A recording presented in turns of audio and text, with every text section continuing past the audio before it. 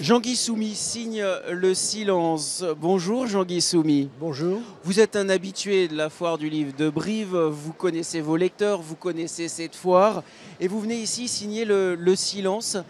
C'est un roman un peu singulier au fond parce qu'il y a quelque chose d'universel qui nous touche tous. C'est le mensonge, la trahison des personnes qui font partie de notre vie et que l'on pensait connaître par cœur. Au départ, il y a un couple amoureux, un vieux couple, et le mari, au fond, un jour se suicide sans laisser aucune explication à son épouse, Alexandre. Et son épouse, Jessica, va essayer de comprendre le mystère de ce départ sans explication. Et au fond, le mensonge reposait sur le silence. Et peut-être qu'un des thèmes de ce roman, c'est de dire que le silence nous lie encore plus profondément que les paroles, et que les paroles sont en surface, alors que les silences, même à l'intérieur d'un couple aimant, eh bien ce silence arrime les personnes.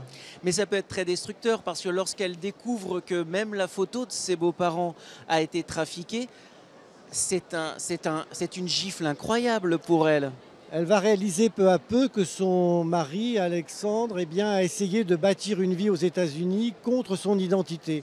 Et je pense qu'il est impossible de survivre à cette disposition d'esprit. On ne peut pas, au long de sa vie, vivre contre ce que l'on est, contre ses racines, contre son identité. Et Alexandre, au fond, meurt de ce déni qu'il a fait dans sa vie sociale, mais que, affectivement, intérieurement, il n'a jamais commis, puisqu'il est resté fidèle à son histoire. Alors il ment aux autres, il se ment à lui-même, évidemment, oui. Mais au fond, en se suicidant, et ça nous touche tous, il tue un peu par procuration aussi Jessica. À la fois, il la tue, mais aussi il la contraint à se mettre en chemin sur sa vérité, sur son itinéraire personnel.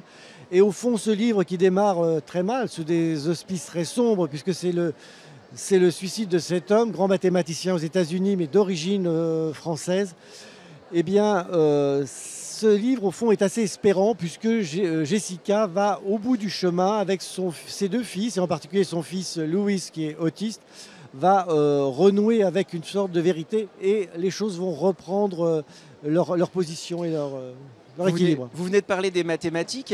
C'est une matière que vous connaissez par cœur, que vous connaissez très bien. Quelles sont les passerelles, selon vous, entre les mathématiques et la littérature? Certains écrivains disent que l'écriture est quelque chose de très mathématique. Alors là, j'évoque un personnage qui est un mathématicien de très haut niveau et le travail, en quelque sorte, des mathématiciens de premier plan, dont on voit quelques-uns médaillés actuellement et qui sont français, ce dont on se réjouit, est un travail qui est très proche de celui de l'artiste, en fait.